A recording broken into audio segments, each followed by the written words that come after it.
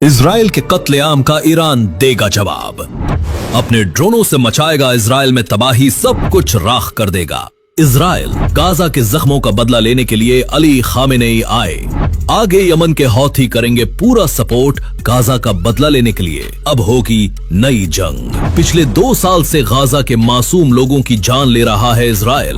Benjamin Netanyahu को देखकर लोगों की रूह कांप जाती है कि लोगों की जान इस तरह जा रही है जैसे वे कोई बेजान चीज हो। लेकिन हर इंसान अपना वक्त लिखवा कर आता है। 12 दिन के अंदर ईरान ने इजराइल का वो हाल किया था जो इजराइल ने कभी सपने में भी नहीं सोचा था। इजराइल की बढ़ती चिंता और बेंजामिन नेतन्याहू का बुरा हाल, आज तक किसी ने ऐसा नहीं किया था। ईरान ने जब हमले किए तो गाजा के मासूम लोगों के चेहरों पर एक खुशी सी छा गई और लोगों को लगने लगा कि हमारा बदला ईरान ने लिया है। ईरान ने जिस तरह इजराइल पर हमले किए उसके बाद इजराइल को लगने लगा कि वो कभी खड़ा नहीं हो पाएगा, क्योंकि गाजा के मासूम लोगों की बद्दुआ इजराइल को लगातार मिल रही है। इस सब में उसकी मदद करता है केवल अमेरिका। मासूम लोगों की जान लेना, उनके ऊपर अत्याचार करना और फिर अमेरिका का सहारा लेना, ये बताता है कि बेंजामिन नेतन्याहू एक कायर इंसान है जो निहत्थों पर हमले करवाता है। लोग खाना लेने जाते हैं, वो उनके ऊपर फायरिंग कर देता है। आज इजराइल ने गाजा के लोगों पर हमला किया जिसमें 32 लोगों की जान चली गई। ये हमला देखने के बाद ईरान और यमन आग बबूला हो गए।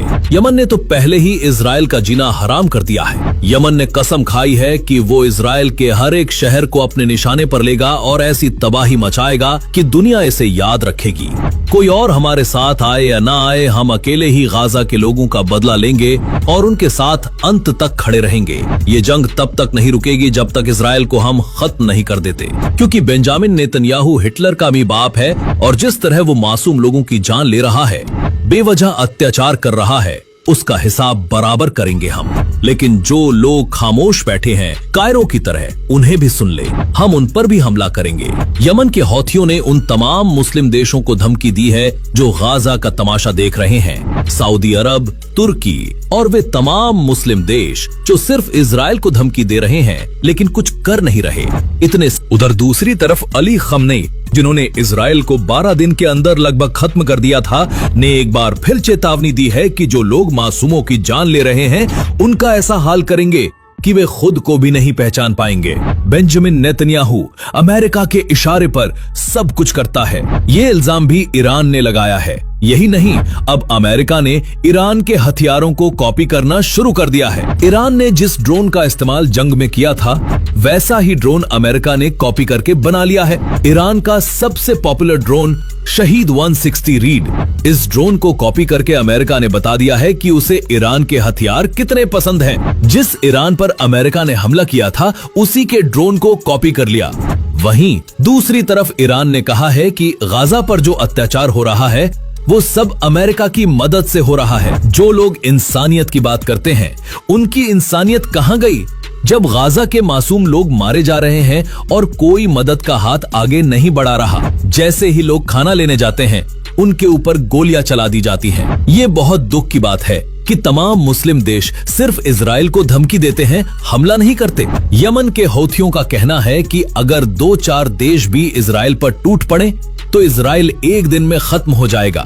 लेकिन यमन के हौथियों ने साफ कहा है कि कोई हमारा साथ दे या न दे, हम जितने भी हमले कर रहे हैं वे सारे सफल हो रहे हैं। हमने इजराइल के एयरपोर्ट को निशाना बनाया और ताबड़तोड़ धमाके भी किए। हमारा ये मिशन पूरा हुआ। जो लोग मासूमों की जान ले रहे हैं, यमन उन्हें नहीं छोड़ेगा, चाहे कुछ भी हो जाए।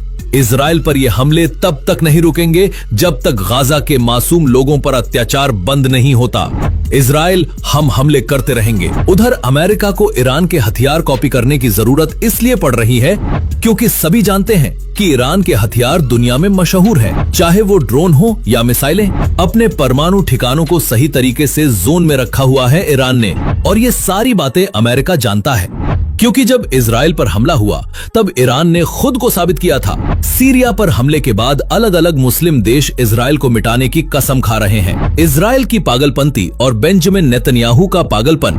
दूसरी तरफ सत्ता निकलने का भी डर सता रहा है। बेंजामिन नेतन्याहू के खिलाफ 2 पार्टियों ने अपना समर्थन वापस ले लिया है।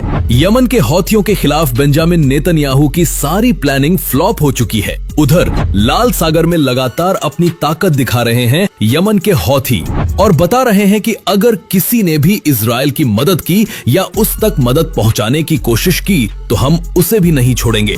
यमन के हौथी हर तरह से गाजा के मासूम लोगों का बदला लेना चाहते हैं और इसके लिए उन्हें किसी की इजाजत नहीं चाहिए।